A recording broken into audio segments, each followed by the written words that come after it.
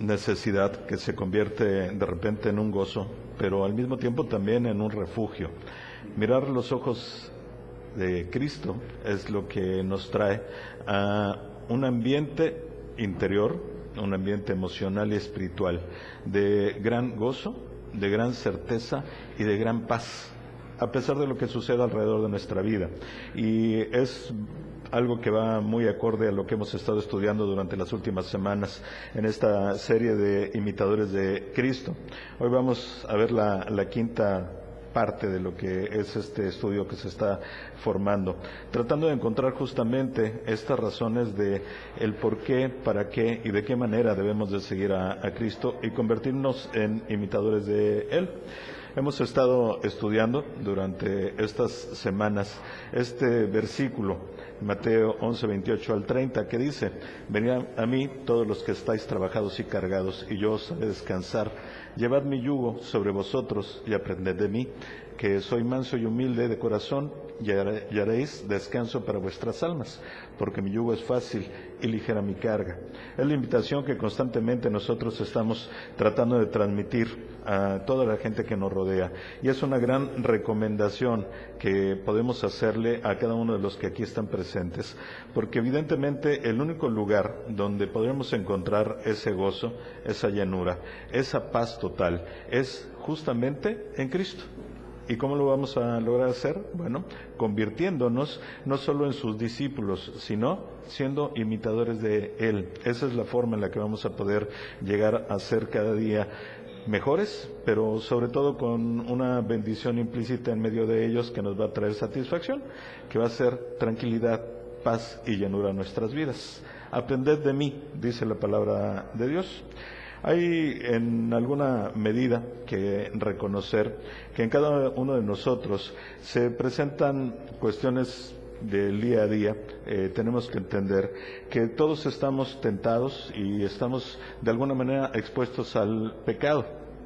Para el creyente, para todos los que hemos aceptado el camino del Señor y que entregamos nuestra vida a Él, hay una realidad también que es esta batalla continua que se está librando en nuestro corazón por las cosas que nosotros deseamos hacer de la manera consciente, el ser cada día mejores, ir creciendo en la palabra de Dios, siendo buenos imitadores de Cristo, transformando nuestra vida, pero al mismo tiempo teniendo esta lucha constante con la carne, con lo que son estos deseos de la carne, estas tentaciones, estas cuestiones que nos llevan a perseguir algo que no es conveniente, pero que finalmente ahí está sujeto.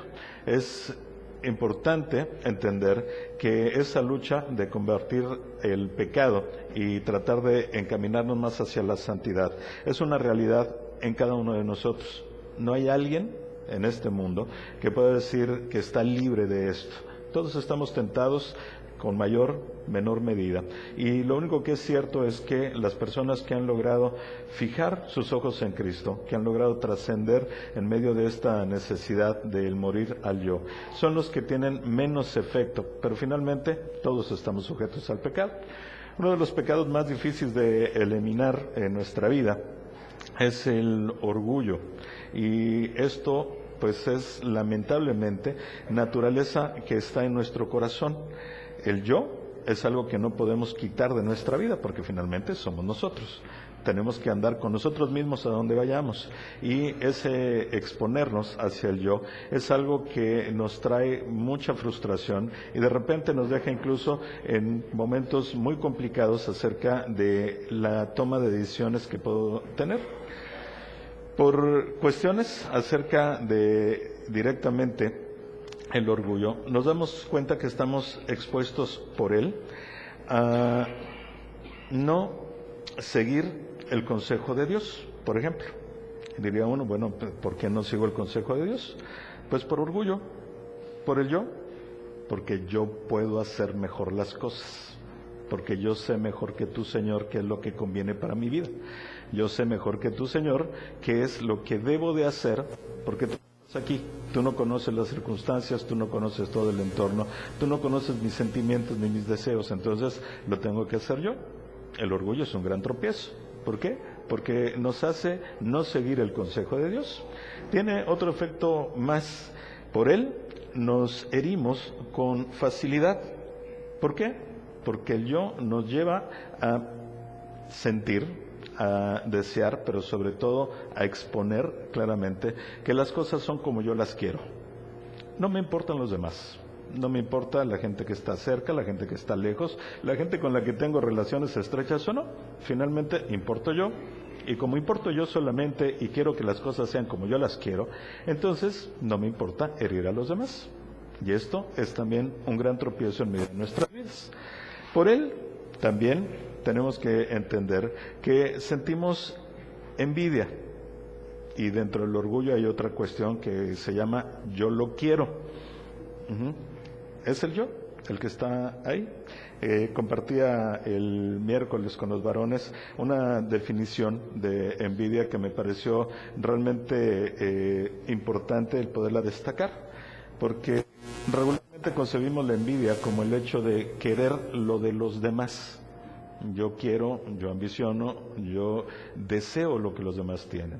Pero la envidia, cuando va pegada al orgullo, va mucho más ligada hacia el yo deseo lo que él tiene, pero al mismo tiempo deseo que él no lo tenga. Si yo no lo tengo, él tampoco lo puede tener, así que mi deseo es que lo pierda. A cualquier precio, no importa. Y eso también se convierte en algo que nos aleja dentro de las relaciones personales. ¿Por qué? Porque en lugar de estar unánimes en el mismo sentir, el deseo desenfrenado de poseer las cosas que no tengo, me llevan justamente a tomar las decisiones que son incorrectas y que el final del cuento nos hace herir a los demás. Pero finalmente seguimos teniendo el mismo título, yo puedo, como yo quiero y lo que yo quiero. Esto es algo que genera divisiones. Es algo triste, es algo lamentable y en algunos momentos incluso hasta insultante. El ver cómo las personas dentro de sus relaciones terminan completamente separadas por no dominar el yo, por ese orgullo, por ese ego personal que se arraiga en nuestros corazones y que nos hace manejarnos de una manera totalmente inconveniente. La palabra de Dios, a través del apóstol Pablo, nos da un buen consejo y nos hace este punto de reflexión que también considero que es algo que deberíamos de estar recordando constantemente. ¿Por qué? Porque el camino de Dios, como decía, es una lucha constante, pero también tiene una gran necesidad de una transformación constante, porque necesitamos nosotros hacer cambios en nuestra vida, ajustes todo el tiempo, para lograr esta calidad que Dios quiere que tengamos y sobre todo que podamos desarrollar esta dependencia y esta relación directa de Él. Romanos 12:2 dice, no os conforméis a este siglo, sino transforméos por medio de la renovación de vuestro entendimiento, para que comprobéis cuál sea la buena voluntad de Dios, agradable y perfecta. Seguiremos con constancia acerca de este concepto, porque regularmente lo que buscamos es esto, que tengamos nosotros una vida agradable, una vida pues de alguna manera buena y perfecta, y no lo vamos a lograr si no es únicamente a través de la voluntad de Dios y de sujetarnos y caminar a través de ella. Es importante encontrar entonces que hay una necesidad tremenda en nuestra vida, en nuestro corazón, en nuestro entendimiento, de hacer cambios y transformaciones, de renovarnos, de dejar las cosas viejas que no convienen y venir a completar nuestra vida con las cosas que verdaderamente son convenientes. Y una de tantas cosas que no convienen, evidentemente, es el orgullo. Es ese egocentrismo con el que nosotros muchas veces nos dirigimos y nos llevamos en nuestra vida. Pero bueno, continuemos un poquito con lo que es ya el estudio del día de hoy. Vamos a leer un pasaje un poquito extenso, pero que nos va a traer mucha guía acerca de lo que significa poner los ojos en Cristo, tomarlo como ejemplo y tener una aplicación a nuestra vida, porque en medio de todo este pasaje vamos a encontrar la realidad de lo que somos, la realidad de lo que significa el camino de Cristo, pero sobre todo una serie de consejos prácticos de parte de Dios para que podamos nosotros distinguir lo que no está bien y cómo poder solucionar eso que está mal. Entonces, vamos a leerlo, por favor, Laura, si nos ayudas. Es Filipenses, capítulo 2, versículos del 1 al 15. Por tanto, si hay alguna consolación en Cristo, si algún consuelo de amor, si alguna comunión del Espíritu, si algún afecto entrañable, si alguna misericordia, completad mi gozo, sintiendo lo mismo, teniendo el mismo amor, unánimes, sintiendo una misma cosa. Nada hagáis por contienda o por vanagloria, antes bien con humildad, estimando cada uno a los demás como superiores a él mismo, no mirando cada uno por lo suyo propio, sino cada cual también por lo de los otros. Haya pues en vosotros ese sentir que hubo también en Cristo Jesús, el cual, siendo en forma de Dios, no estimó el ser igual a Dios como cosa a que aferrarse, sino que se despojó a sí mismo, tomando forma de siervo, hecho semejante a los hombres. Y estando en la condición de hombre, se humilló a sí mismo, haciéndose obediente hasta la muerte y muerte de cruz. Por lo cual Dios también le exaltó hasta lo sumo y le dio un nombre que es sobre todo nombre, para que en el nombre de Jesús se doble toda rodilla de los que están en los cielos y en la tierra y debajo de la tierra, y toda lengua confiese que Jesucristo es el Señor, para gloria de Dios Padre. Por tanto, amados míos, como siempre habéis obedecido, no como en mi presencia solamente, sino mucho más ahora en mi ausencia, ocupaos en vuestra salvación con temor y temblor, porque Dios es el que en vosotros produce así el querer como el hacer por su buena voluntad. Haced todo sin murmuraciones y contiendas, para que seáis irreprensibles y sencillos, hijos de Dios sin mancha en medio de una generación maligna y perversa, en medio de la cual resplandecéis como luminares en el mundo. Ok, un pasaje largo que tiene mucho que poder aprender de él, pero quisiera llevarlo en una línea de pensamiento acerca de lo que significa el consejo de Dios para poder vencer el orgullo, justamente. Nos da muchas indicaciones de qué es lo que nosotros debemos de considerar y de la manera como debemos de ir enfrentando la vida, ir enfrentando cada una de las circunstancias con las que nos estamos enfrentando, con las que tenemos que ver cada momento de nuestra vida. El versículo 1 y 2 dice: por tanto, si hay alguna consolación en Cristo, si hay algún consuelo de amor, si alguna comunión del Espíritu, si algún afecto entrañable, si alguna misericordia, completad mi gozo, sintiendo lo mismo, teniendo el mismo amor, unánimes, sintiendo una misma cosa. El primer consejo de Dios: el camino no es solitario, ¿sí? Teniendo unidad en el Espíritu, las cosas van a ser totalmente distintas. Yo creo que cuando nosotros revisamos la palabra de Dios de inicio a fin, siempre ha sido una constante que podemos encontrar. La relación que se puede ver reflejada como no individuos, sino como personas que están relacionadas. De hecho, en el inicio, en el Génesis, vemos que Dios tiene un diálogo con Él mismo, con las tres personas, y dice, hagamos al hombre a nuestra semejanza.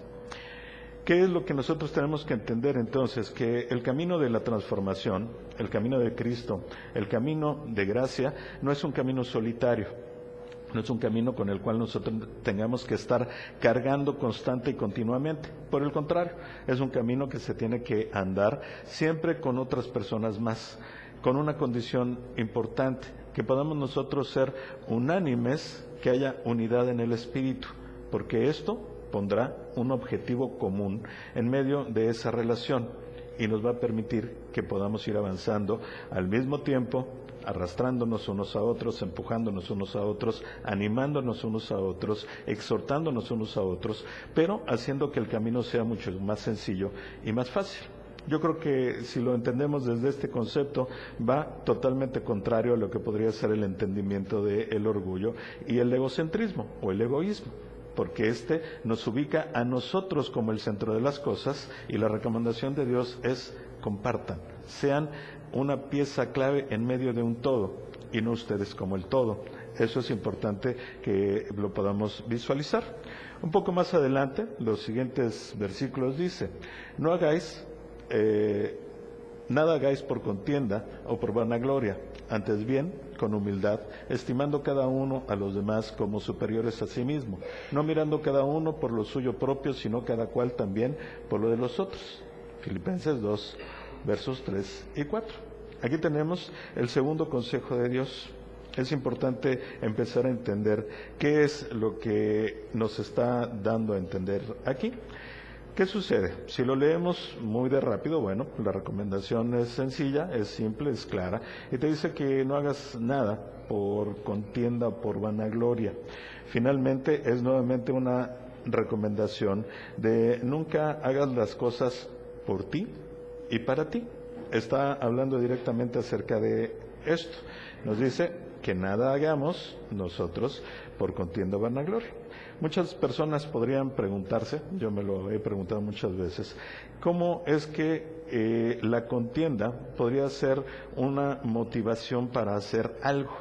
Finalmente la contienda es lucha, es pelea, es que son muy recomendables y que dentro de los sentimientos tampoco son nada agradables. Pero finalmente vemos que Dios conoce el interior de nuestro corazón y nos tiene que hacer esa advertencia y nos tiene que dar ese mandato específico: no hagas nada por contienda. Yo creo que cuando lo reflexionamos así, pues sí nos damos cuenta que hay cuestiones que nos llevan a ser contenciosos. Uno de ellos, el deseo de ganar más que hacer el bien.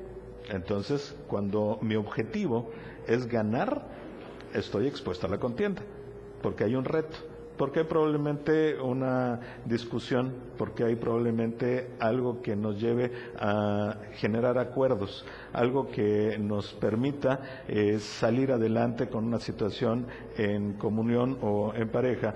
Y esto evidentemente nos pone justamente en ese deseo de ganar. Es un deseo del corazón. Es algo que es del yo directamente. Regularmente queremos ganar, somos dados a eso, no nos gusta perder, y esto es importante entenderlo. Entonces, de repente sí podríamos nosotros visualizar que la contienda es un motivador, el ir hacia adelante. Llevar la contraria, más que edificar, podría ser también otra forma de ver la contienda como un motivador. Hay muchas palabras que la gente utiliza en este sentido, ¿no? Es que eres muy contreras, eres tijeretas, eso lo usan en casa de mi suegra, pero todo el sentido es el mismo. Te mueves por ir en contra de los demás. No importa cuál sea el sentido de lo que los otros digan, si tienen razón, si no tienen razón, eso no te motiva. Te motiva ir en contra, siempre, para poderte salir con la tuya. ¿Por qué? Porque quieres lo tuyo. Y eso se llama también orgullo y egoísmo. El hecho también de la contienda nos mueve de repente por este ánimo que algunos tienen de humillar. No entiendo por qué, pero en este mundo he encontrado a muchas personas que son así.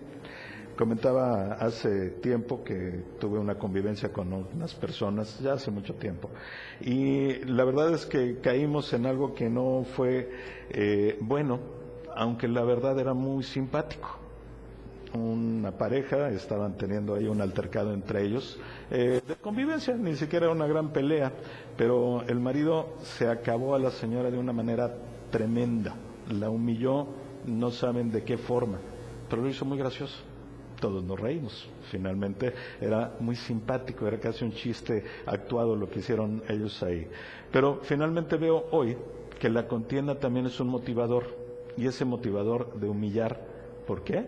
Porque el ego es el que sale por encima. Yo soy más, yo valgo más que los demás. Así que sí, tenemos que entender que en muchas ocasiones somos contenciosos, y esto es algo que el Señor nos pide que nosotros no hagamos. Pero de repente también nos encontramos con otra situación más. Nos dice que nada hagamos también por vanagloria. Y vanagloria es una palabra combinada que por su solo significado literal podríamos encontrarlo como una gloria vana. Es una gloria que no tiene sustento, es algo que no sirve absolutamente para nada, que solamente infla el ego, pero que finalmente nosotros lo que hacemos regularmente es tratar de ir tras la jactancia, de sentirme yo soy más que los demás, yo puedo mucho, yo conozco, yo tengo el conocimiento, yo tengo, no sé, cualquier cosa, la influencia o lo que ustedes quieran poner, para hacer las cosas más allá de lo que debería, pero por un fin de un reconocimiento personal. La arrogancia, bueno, es otro tema que podríamos nosotros encontrar muy comúnmente en este mundo a través de una convivencia diaria. No tendríamos que ir a ningún lugar especial, simplemente con que tuviéramos el tiempo para estar conviviendo unos con otros, nos podríamos dar cuenta que muchas personas son arrogantes. Y la arrogancia, bueno, pues no es más allá que un reflejo del ego y del orgullo. Y es algo que nos lleva a situaciones que no son las más convenientes. No sé si han estado ustedes al lado de personas que son jactanciosas o personas que son arrogantes. Lo primero que encontramos es incomodidad a su lado. No nos sentimos a gusto, lejos de lo que podría suponer la persona que está actuando de esa manera, ganar admiración o respeto. La realidad lo que gana muchas veces es alejamiento y en algunos casos, para los que son completamente dominantes y manipuladores, probablemente miedo, que ellos podrían traducirlo como la gente me admira, me respeta, porque lo que yo digo lo hacen y me siguen.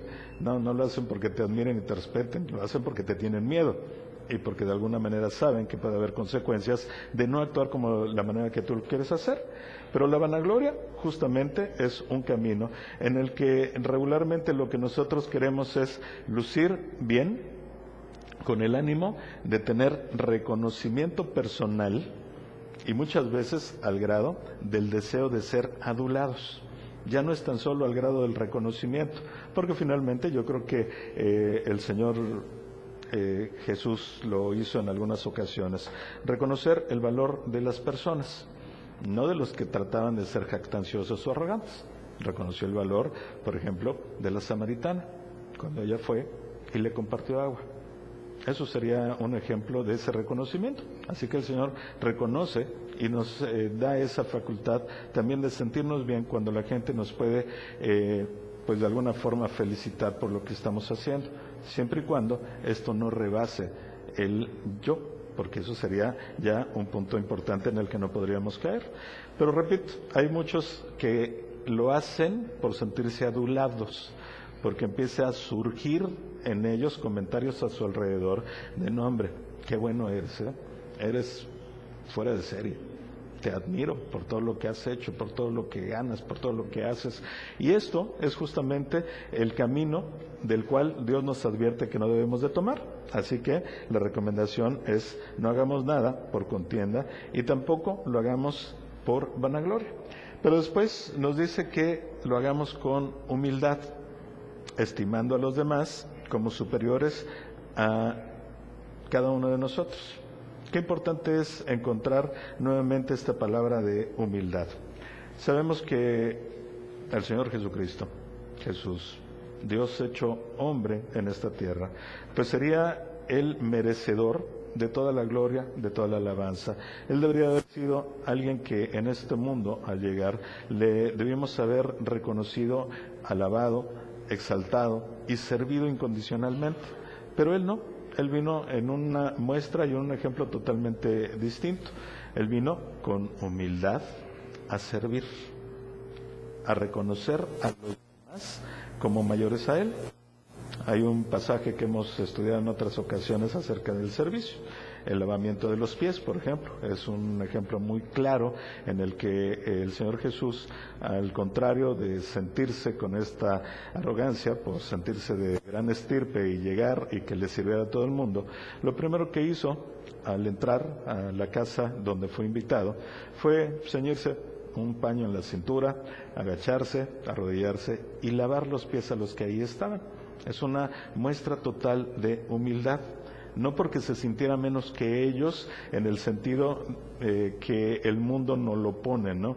Rebajarte al piso de estar sirviendo de rodillas. No ese es el sentido, sino reconocer que las personas tienen un valor y que todos ellos nos pueden traer gran bendición a nuestras vidas. Yo creo que si pensamos hoy acerca de nuestra propia actitud que asumimos ante personas superiores, vamos a encontrar el porqué del consejo de Dios. Cuando nos encontramos ante alguien superior, hablando de algún director de grandes empresas, personas sabias, maestros, profesores que tienen gran conocimiento y demás, la actitud que regularmente tomamos va por aquí más o menos. Lo escuchamos. A alguien que consideramos superior a nosotros, le damos oportunidad de hablar, de expresarse, y nuestro oído está atento para lo que quiere decir. No importando quién sea la persona, simplemente el que nosotros lo consideremos superior a nosotros nos da esa condición de poderle escuchar. He comentado en muchas ocasiones que tuve la oportunidad de trabajar con oficiales carpinteros y con ayudantes y demás, y es increíble todo lo que yo pude aprender de ellos. No tan solo del oficio, porque finalmente es algo mecánico, artesanal y que se debe de tener algunas habilidades, pero aprende mucho acerca de la convivencia, de lo que significa esa vida sencilla, de lo que significa incluso enfrentarse al mundo en medio de las carencias que nosotros pudiéramos sentir y ellos tomarlos como una bendición.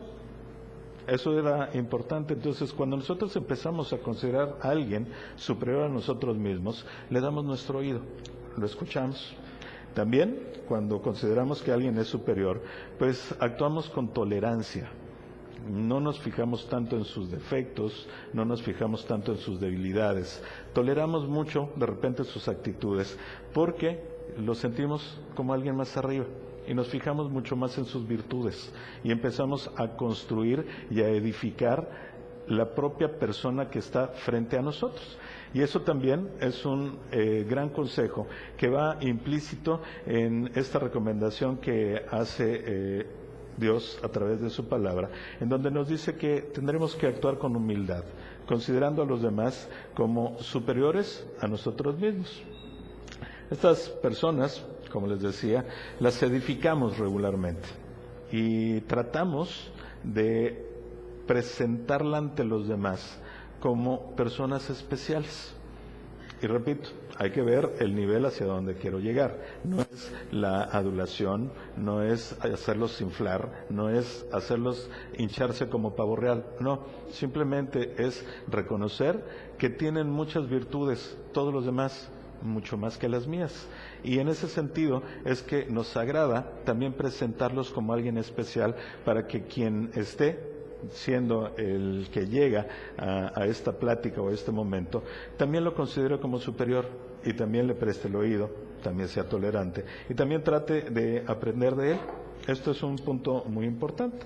Y por último, cuando nosotros creemos que estamos con alguien superior a nosotros, exaltamos sus virtudes. Eso es muy, muy importante, porque como decía en un principio, esta tolerancia que nos hace no ver lo que está mal, sino sobrellevarlo, todavía va más allá, y es ya el hecho de no voltear a ver sus defectos, sino enfocarnos específicamente en sus virtudes y poderlas exaltar. Esto nos hace de alguna manera también partícipes en el crecimiento de la persona, porque en el momento que nosotros le hacemos ver cuáles son sus grandes talentos, cuáles son sus virtudes y cuáles son sus dones, que muchas veces ni siquiera los puede haber reconocido, empezará justamente a aplicarlos de la manera que Dios quiere que se haga. Así que el consejo de estimar a los demás como superiores a nosotros mismos lleva implícitos muchos beneficios y muchas bendiciones, pero también en medio de este reconocimiento personal nos hace buscar, analizar y transformar lo que en muchas ocasiones no conviene.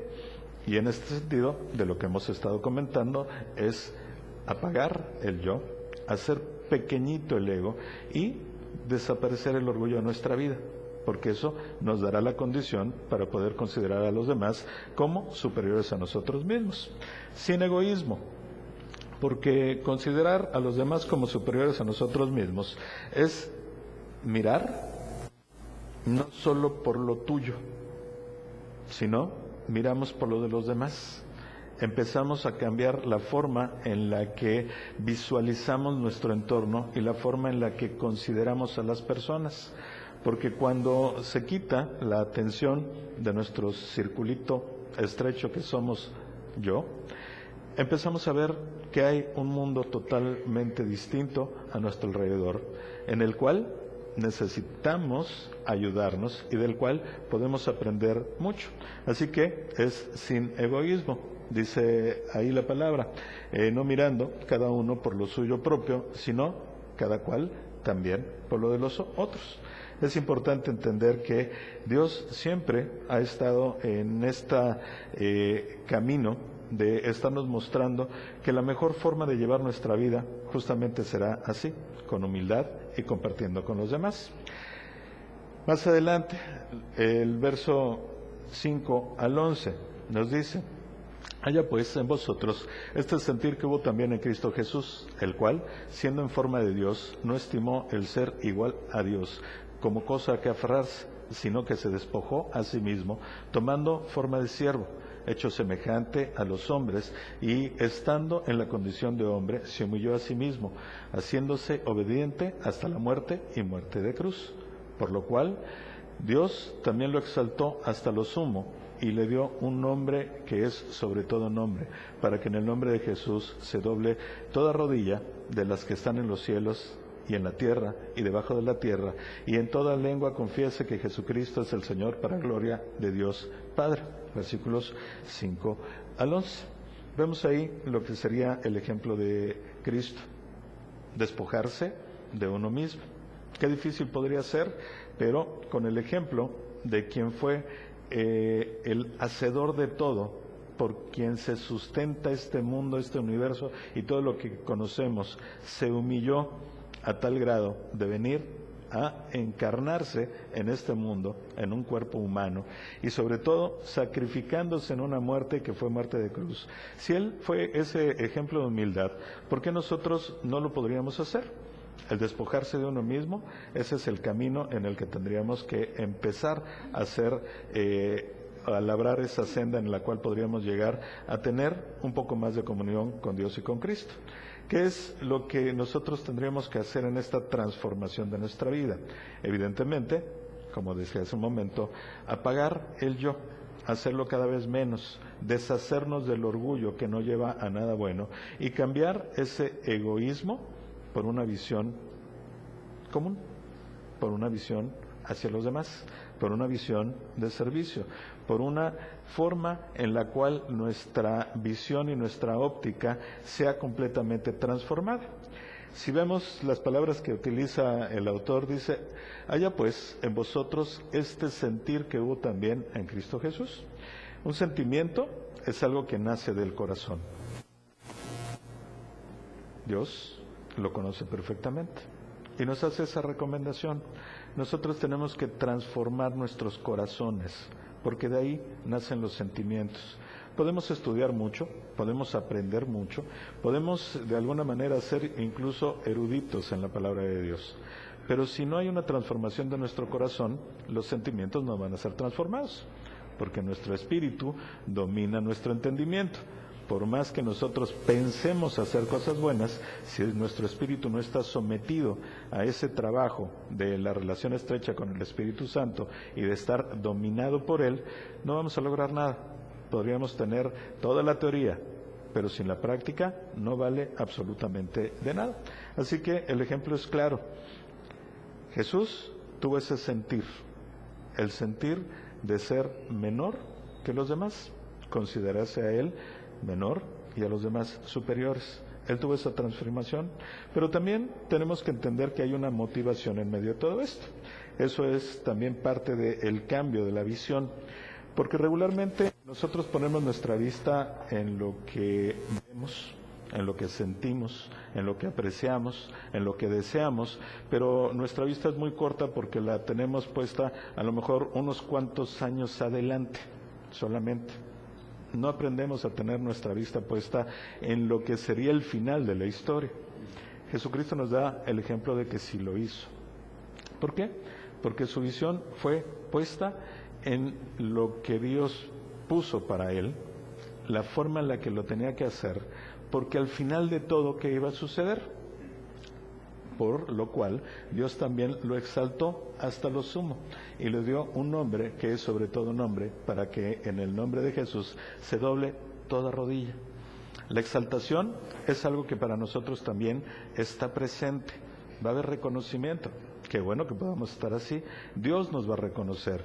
Pero cuando nosotros ponemos nuestra mirada justamente en ese final de la historia, es que vamos a realmente fijarnos en cuál es el objetivo real y quitamos completamente todo lo que nubla nuestra vista de hoy.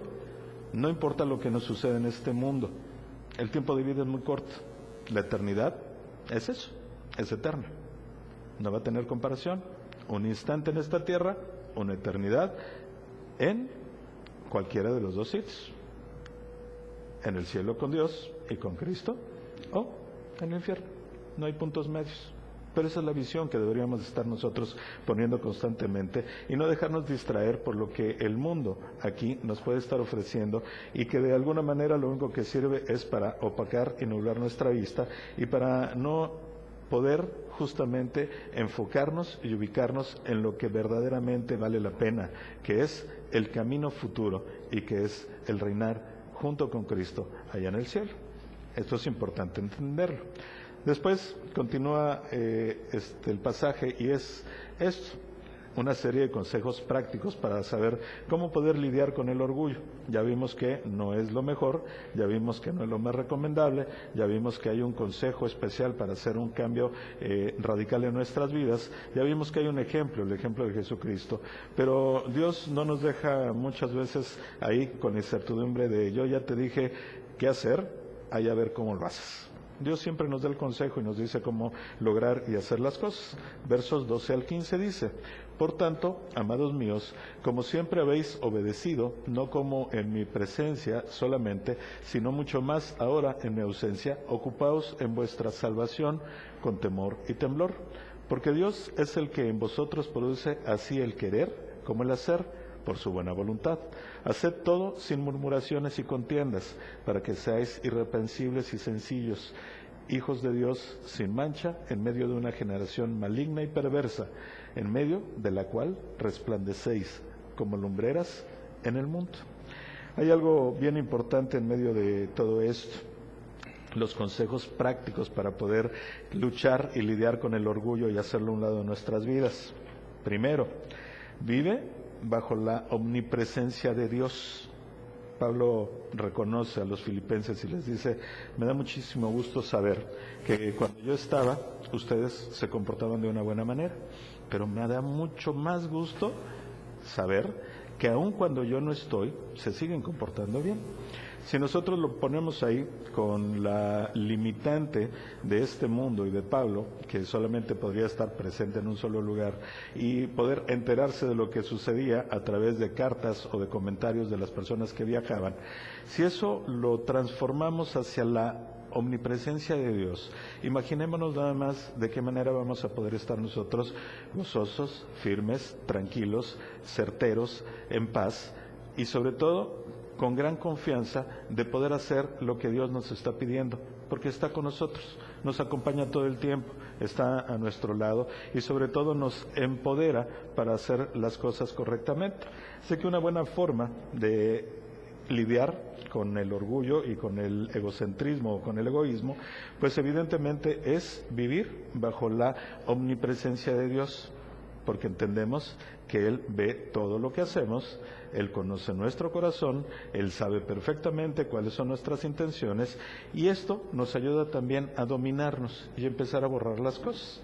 Nosotros podríamos engañar al mundo, podríamos en muchas ocasiones engañarnos a nosotros mismos, pero no podemos engañar a Dios y Él está presente constantemente a nuestro lado, sabiendo qué es lo que hacemos, incluso qué es lo que pensamos. Así que cuando nosotros podemos tener ese concepto de la omnipresencia y la omnisciencia de Dios, pues vamos a poder luchar con ese orgullo también. Preocúpate por tus propios pecados primero. Dice ahí, ocupaos en vuestra salvación con temor y temblor. No te dice ocúpate de lo de los demás. Ponte a buscar qué es lo que están haciendo mal tus vecinos para que les señales y les digas que tienen que cambiar su vida. La recomendación de Dios para que podamos luchar con el yo es reconócete a ti mismo como pecador, escudriñate por favor para que puedas reconocer, ver, analizar, descubrir cuáles son todos tus pecados y ocúpate de ellos. Ocúpate de tu salvación con temor y con temblor. No es con el sentido de estar todo el tiempo temerosos de hacer el bien para que no vayamos a perder nuestra salvación. No, es por el contrario. Es simplemente el hacernos partícipes de la realidad para que nosotros estemos temerosos de fallar. No porque esto nos vaya a traer salvación o condenación, más bien porque debemos de estar siempre ubicados con la vista puesta en el futuro. Y el tener temor de Dios nos hace que convirtamos la vida en algo positivo y que traiga bendición para otros, porque nuestro comportamiento va a cambiar y porque nuestro objetivo va a ser transformado y vamos a ver cosas más allá de las que hoy podemos estar siquiera imaginando. Recuerda también algo bien importante, que cualquier cosa, sobre todo las cosas buenas en ti, ¿sí?, fue Dios quien las produjo, no tú, no yo, no por la gran preparación que pudiéramos llegar a tener, no por el gran estudio, no por la experiencia, no por lo que nosotros tengamos a mano hacer, sino porque Dios los produjo en nosotros. Así que en ese momento la jactancia, la arrogancia, la vanagloria, pues desaparecen, porque el reconocimiento del triunfo no es nuestro, es para Dios. Y en ese momento podemos hacer a un lado completamente el orgullo, porque Él es el que produce tanto el querer como el hacer. Ahí lo dice en su palabra. Combate las murmuraciones. En medio de esta recomendación de no estar solos en esta lucha del crecimiento y la transformación, la renovación del entendimiento y todas estas cosas que Dios nos pide que hagamos, pues también tenemos que estar muy claros y atentos de que en muchas ocasiones cuando estamos más de uno, pues nos estamos expuestos y de repente muy sujetos a la murmuración. Y la murmuración no es más que un reflejo también de sentirnos superiores a otros, porque es el momento en el que nos atrevemos a criticar, nos atrevemos a hablar y compartir pensamientos que no son los más dignos que las personas pudiéramos llegar a tener. Y esto nos pone en un renglón en el que no es muy conveniente. Así que la recomendación también para hacer un lado al ego es no caigamos, al contrario, hay que combatir la murmuración. Hablaba con las personas de la oficina porque de repente teníamos muchos conflictos por lo que decía uno y decía el otro y porque traían y llevaban y había verdaderamente conflictos fuertes y lo único que les pude decir como un consejo, ¿quieres terminar con el chismoso? Porque lo odias tanto por todo lo que dice de ti, por todo lo que hace. Ok, el consejo es no le hagas caso, no sigas el chisme, punto. El poder del chismoso es eso, que la gente siga chismeando. Entonces, cuando estamos enfrente de alguien que tiene la intención de murmurar, no nos contagiemos con ello y pongamos un alto. Luchemos contra la murmuración. Eso es importante, nos va a traer mucha bendición en nuestra vida. Finalmente, somos luminares en el mundo, dice ahí, en medio de la cual resplandecéis como luminares en el mundo. ¿Qué podríamos nosotros entender en medio de ese peso total que tenemos hoy en nuestra vida? En la cual Dios te dice, sí, tienes que ser reconocido, Obviamente ese sentimiento de que la gente voltea a verte es natural. Cuando lo vemos del lado y de la óptica de Dios, porque somos ejemplo. Y esa es la realidad. Nuestra vida tiene que ser transformada a tal manera que podamos reflejar la luz de Dios y podamos iluminar a los que están a nuestro alrededor.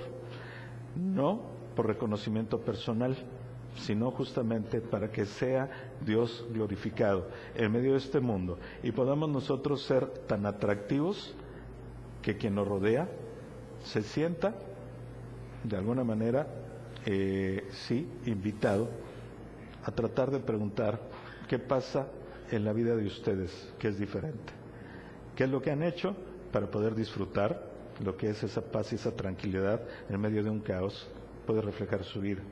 Ese es el reconocimiento que nosotros debemos de tratar de lograr. Pero repito, en alguna ocasión hablábamos acerca de la luna, que es emocionante verla, es maravillosa, inspira, pero la única realidad es que la luna no tiene luz propia. La luna simplemente refleja la luz del sol. Y la vida de nosotros debe de ser muy similar a la de esa luna, ser plenos en reflejar la luz de Dios. Y eso sería el reconocimiento que deberíamos de tener.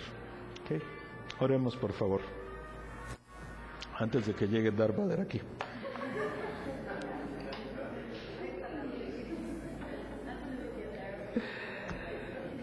Señor mi Dios, perdona aún por las distracciones, Señor, y muchísimas gracias te damos por la oportunidad que pones continuamente en nosotros de poder ver tu ejemplo, de poder recibir tu palabra, de poder vernos reflejados en medio de lo que hoy vivimos. Nuestra realidad es oscura, Señor, pero la realidad en ti es luz. Y eso es lo que queremos para nuestra vida. Yo te pido bendición sobre el corazón y sobre la vida de cada uno de los que aquí estamos presentes y que pertenecemos a este cuerpo. Te pido, Señor, que tu palabra no regrese vacía, que al contrario se arraigue en nuestro corazón para que en medio de esta transformación que tú nos pides, esa sea exaltada y que de alguna manera podamos nosotros ser como bien tu recomendación nos pide, ser luminarias en medio de tanta oscuridad que hay en este mundo. Yo te pido, Señor, nuevamente que nos des una semana llena de bendición, una semana llena de ti, Señor, y una semana llena de oportunidades para poder proclamar tu verdad, tu evangelio, y que nos encamine, Señor, a lo que tú quieres que tengamos en nuestra vida. Gracias te damos por todo lo que nos has dado, y gracias te damos, Señor, también por todo lo que nos has dado, porque tú sabes perfectamente qué es lo que conviene en nuestra vida. Nosotros tenemos una vista muy corta y lo que queremos es transformarla. Gracias te damos, Señor, en nombre de Jesús. Amén.